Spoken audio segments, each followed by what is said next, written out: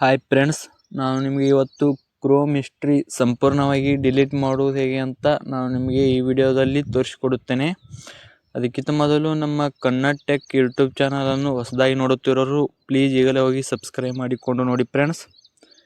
ಇಲ್ಲಿ Chrome app ಇದೆ ನೋಡಿ, ಅದರ ಮೇಲೆ ಕ್ಲಿಕ್ ಮಾಡಿ. ಈಗ ಈ ಥರ ಓಪನ್ ಆಗುತ್ತೆ ನೋಡಿ ಫ್ರೆಂಡ್ಸ್. ಈಗ ಇಲ್ಲಿ 3 ಡಾಟ್ ಲೈನ್ ಇದೆ, ಇಲ್ಲಿ ಹಿಸ್ಟ್ರಿ ಅಂತಿದೆ ನೋಡಿ ಫ್ರೆಂಡ್ಸ್, ಅದರ ಮೇಲೆ ಕ್ಲಿಕ್ ಮಾಡಿ. ಭಾಳಷ್ಟು ಜನ ಇಲ್ಲಿ ಕ್ರೋಮ್ ಹಿಸ್ಟ್ರಿಯನ್ನು ಡಿಲೀಟ್ ಮಾಡುತ್ತೀರಿ, ಆದರೆ ಇಲ್ಲಿ ಸಂಪೂರ್ಣವಾಗಿ ಕ್ರೋಮ್ ಹಿಸ್ಟ್ರಿ ಡಿಲೀಟ್ ಆಗುವುದಿಲ್ಲ ಫ್ರೆಂಡ್ಸ್. ನಾನು ನಿಮಗೆ ಡಿಲೀಟ್ ಮಾಡೋದು ಹೇಗೆ ಅಂತ ಸಂಪೂರ್ಣವಾಗಿ ಈ ವಿಡಿಯೋದಲ್ಲಿ ತೋರಿಸ್ಕೊಡ್ತೀನಿ, ಕೊನೆ ತನಕ ನೋಡಿ ಫ್ರೆಂಡ್ಸ್. ಇಲ್ಲಿ ನೋಡ್ಬೋದು ಫ್ರೆಂಡ್ಸ್, ಇಲ್ಲಿ ಮೇಲೆ ನನ್ನ ಅಕೌಂಟ್ ಸಿಂಬಲ್ ಇದೆ, ಅದರ ಮೇಲೆ ಕ್ಲಿಕ್ ಮಾಡಿ. ಅದರ ಮೇಲೆ ಕ್ಲಿಕ್ ಮಾಡಿದ ತಕ್ಷಣ ಇಲ್ಲಿ ಅಕೌಂಟ್ ಅಂತಿದೆ, ಮೇಲೆ ಕ್ಲಿಕ್ ಮಾಡಿ. ಕ್ಲಿಕ್ ಮಾಡಿದ ತಕ್ಷಣ ಇಲ್ಲಿ ಕೆಳಗಡೆ ಸ್ವಲ್ಪ ಸ್ಕ್ರೋಲ್ ಮಾಡಿ ಫ್ರೆಂಡ್ಸ್. ಇಲ್ಲಿ ಕೆಳಗಡೆ ನೋಡ್ಬೋದು ಫ್ರೆಂಡ್ಸ್, ನೀವು ಪರ್ಸನಲೈಸೇಷನ್ ಅಂತಿದೆ, ಅದರ ಮೇಲೆ ಕ್ಲಿಕ್ ಮಾಡಿ ಫ್ರೆಂಡ್ಸ್. ಕ್ಲಿಕ್ ಮಾಡಿದ ತಕ್ಷಣ ಈ ಥರ ಓಪನ್ ಆಗುತ್ತಿದೆ.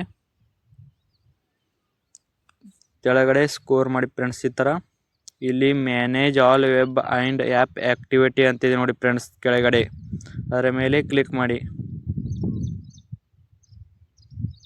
ಕ್ಲಿಕ್ ಮಾಡಿದ ತಕ್ಷಣ ಇಲ್ಲಿ ನೋಡ್ಬೋದು ಫ್ರೆಂಡ್ಸ್, ಬಂದಿದೆ. ಇಲ್ಲಿ ನಿಮ್ಮ ನೋಡಿರುವಂಥ ಎಲ್ಲ ಆ್ಯಕ್ಟಿವಿಟಿ ಇಲ್ಲಿ ಸೇವ್ ಆಗಿದೆ ಫ್ರೆಂಡ್ಸ್, ಕ್ರೋಮ್ ಆ್ಯಕ್ಟಿವಿಟಿಯಲ್ಲಿ.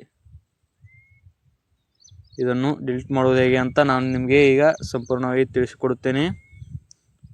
ವಿಡಿಯೋ ಇಷ್ಟವಾದರೆ ನಿಮ್ಮ ಸ್ನೇಹಿತರಿಗೆ ತಪ್ಪದೇ ಶೇರ್ ಮಾಡಿ ಫ್ರೆಂಡ್ಸ್. ಇಲ್ಲಿ ಡಿಲೀಟ್ ಆಪ್ಷನ್ ಇದೆ ನೋಡಿ, ಅದರ ಮೇಲೆ ಕ್ಲಿಕ್ ಮಾಡಿ.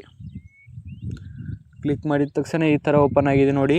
ಇಲ್ಲಿ ಫಸ್ಟ್ನೇ option last hour, last day, all time, customer range ಅಂತಿದೆ ನೋಡಿ ಫ್ರೆಂಡ್ಸ್. ನಾವು ಇದರೊಳಗೆ ಆಲ್ ಟೈಮನ್ನು ಸೆಲೆಕ್ಟ್ ಮಾಡ್ಕೊಳ್ಳೋಣ. ಈ ಥರ ಸೆಲೆಕ್ಟ್ ಆದ ತಕ್ಷಣ ಇಲ್ಲಿ ಡಿಲೀಟ್ ಆಪ್ಷನ್ ಅಂತಿದೆ ನೋಡಿ ಫ್ರೆಂಡ್ಸ್, ಅದರ ಮೇಲೆ ಕ್ಲಿಕ್ ಮಾಡಿ. ಕ್ಲಿಕ್ ಆದ ತಕ್ಷಣ ಇಲ್ಲಿ ಕೆಳಗಡೆ ಗೋ ಇಟ್ ಅಂತಿದೆ ನೋಡಿ ಫ್ರೆಂಡ್ಸ್, ಅದರ ಮೇಲೆ ಕ್ಲಿಕ್ ಮಾಡಿ.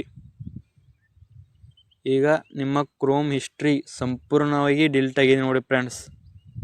ಇದೇ ರೀತಿಯಾಗಿ ಹೆಚ್ಚಿನ ವಿಡಿಯೋಗಾಗಿ ನಮ್ಮ ಚಾನಲ್ಗೆ ಸಪೋರ್ಟ್ ಮಾಡುತ್ತಾ ಇರಿ ಫ್ರೆಂಡ್ಸ್. ಧನ್ಯವಾದಗಳು.